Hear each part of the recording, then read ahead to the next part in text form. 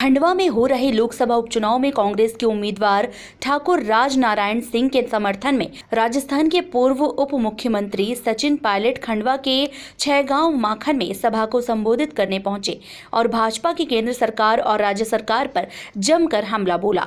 कांग्रेस के नेता और राजस्थान के पूर्व उप मुख्यमंत्री सचिन पायलट ने आज केंद्र के मोदी और मध्य प्रदेश की शिवराज सिंह सरकार पर हमला बोला। केंद्र सरकार को घमंड और अहंकार की सरकार बताया।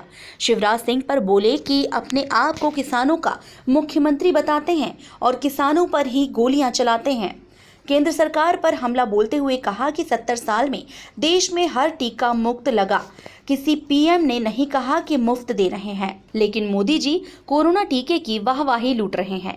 केंद्र की 7 साल से अधिक समय वाली मोदी सरकार पर हमला बोलते हुए कहा कि इन 7.5 सालों में कृषि के 3 काले कानून बनाए, बड़ी बड़ी कंपनियों का निजीकरण किया।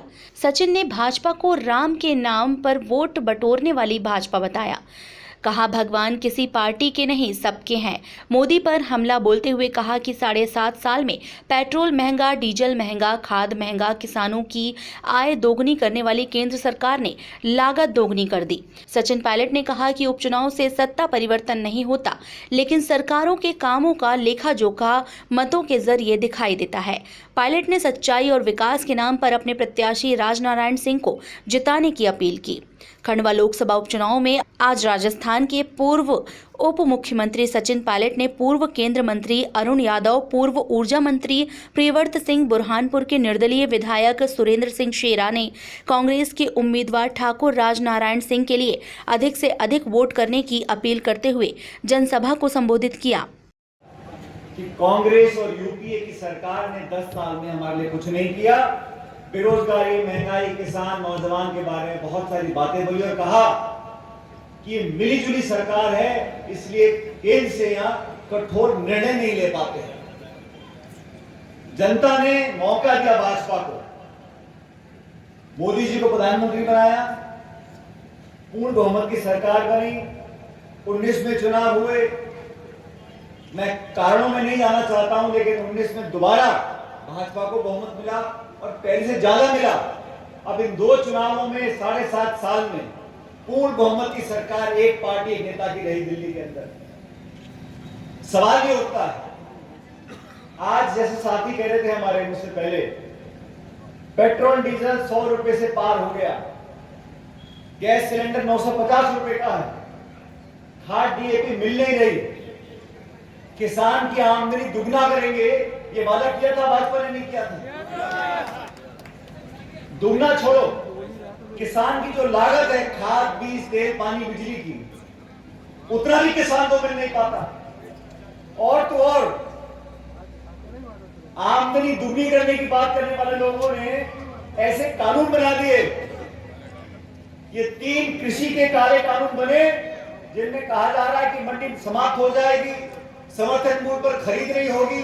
पूरे देश की अर्थव्यवस्था चलाने वाली जो मंडियां हैं, उनको निपटाने की योजना बनाई हुई है। 1 साल से किसान आंदोलन कर रहे हैं, लाठियां चला रहे हैं, खदेड़ रहे हैं, राजधानी को पूरा घेर के बैठे हुए हैं। किसान सैकड़ों आत्महत्या कर चुके, कोई सुध लेने वाला नहीं है। मैंने पहली बार देखा है, आंदोलन चल रहा है।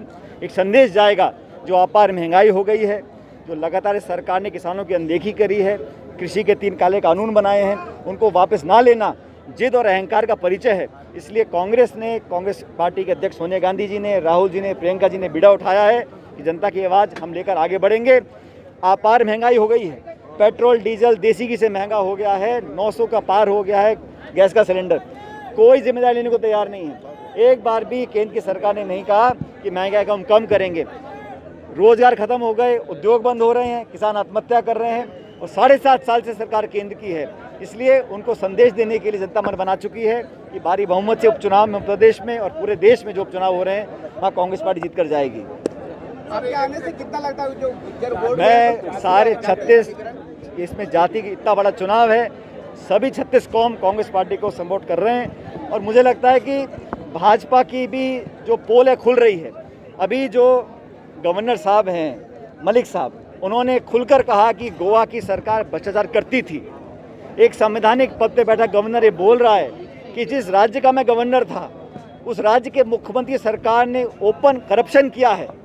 मुझे लगता है इस प्रकार की बातें सामने आने से स्पष्ट हो गया कि भाजपा की सरकार जो गोवा की है, उस मुख्यमंत्री को इस्तीफा देना चाहिए, उनको सरकार को बर्खास्त करना चाहिए और करप्शन कर जो विरोधी हैं उनकी आवाज़ को दबाने का काम हो रहा है। इनकम टैक्स के थ्रू, ईडी के थ्रू, छापों के थ्रू आवाज़ दबाने का, लोगों की भावनाओं को कुचलने का काम भाजपा कर रही है। इस बात का जवाब मतदान के माध्यम से जनता देगी और 2 तारीख को भारी बहुमत जीतेंगे।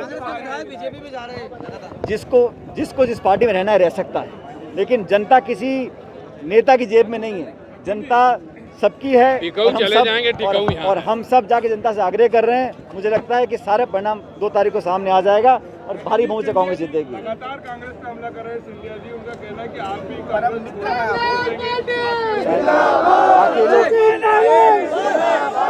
मैं तो हर व्यक्ति को, नेता को ये छूट है कि अपनी पार्टी की बात करे, लेकिन मैं इतना कहना चाहता हूँ कि राष्ट्रीय स्तर पर भारतीय जनता पार्टी को अगर कोई चुनौती दे सकता है तो कांग्रेस पार्टी दे सकती है और कांग्रेस पार्टी ऐसा दल है जो राष्ट्रीय स्तर पर भाजपा को मात भी देगी। आने वाले चुनाव में आप देखिएगा परिणाम कांग्रेस के पक्ष में आएंगे। आगे कांग्रेस का प्रियंका गांधी के नेतृत्व में बढ़ेंगी या राहुल गांधी के?